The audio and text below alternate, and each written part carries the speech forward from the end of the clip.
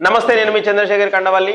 కూటమి ప్రభుత్వం అధికారంలోనికి వచ్చినప్పటి నుంచి రాజకీయమంతా తిరుమల తిరుపతి చుట్టే తిరుగుతోంది. మొదట లడ్డూ వివాదం, ఆ తరువాత తిరుపతి తొక్కిసలాటతో దేశ వ్యాప్తంగా చర్చ జరగడం తెలిసిందే. ఆ తరువాత ఇప్పుడు టీటీడీ ఉద్యోగి బాలాజీపై బోర్డు సభ్యుడు నరేష్ కుమార్ దాడి చేయడంతో టీటీడీ ఉద్యోగులు ఉద్యమ బాట పట్టారు. దాంతో మళ్ళీ తిరుమల తిరుపతిపై చర్చ మొదలైంది. ఇన్ని జరుగుతుంటే టీటీడీ చైర్మన్ బిఆర్ నాయుడు ఎక్కడికి వెళ్లారు అంటూ ఉద్యోగులు రగిలిపోతున్నారు. బిఆర్ నాయుడు చైర్మన్ గా నియమితులైన సందర్భంలో గత 5 ఏళ్లలో టీటీడీ భ్రష్టు పట్టిందని, అందుకే కనీసం తాను దర్శనానికి కూడా రాలేదంటూ వివాదాస్పద వ్యాఖ్యలు చేశారు.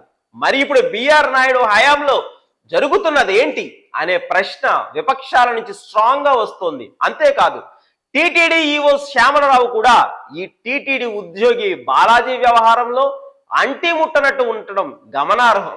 చివరికి టీటీడీ ఉద్యోగికి బోర్డు సభ్యుడితో క్షమాపణ చెప్పించి సమస్యను మొక్కుబడిగా ముగింపు పలకడం గమనార్హం. క్షమాపణ చెప్పినప్పటికీ మనస్సుకైన గాయం మానుతుందా అనే ప్రశ్న ఉద్యోగుల్లో రగులుతూనే ఉంది. ఎందుకంటే తొక్కిసలాట్లో పలువురు ప్రాణాలు కోల్పోయినప్పుడు పాలక మండలి క్షమాపణ చెప్పాల్సిందే అని డిప్యూటీ సీఎం పవన్ కళ్యాణ్ ఆదేశాలు ఇచ్చినప్పుడు బిఆర్ నాయుడు స్పందిస్తూ పోయిన ప్రాణాలు తిరిగి వస్తాయా అని ప్రశ్నించడాన్ని టీటీడీ ఉద్యోగులే గుర్తు చేస్తున్నారు. ఏది ఏమైనా బిఆర్ నాయుడు తీరు చూస్తుంటే అన్యమనస్కంగా ఉన్నట్టు తెలుస్తోంది.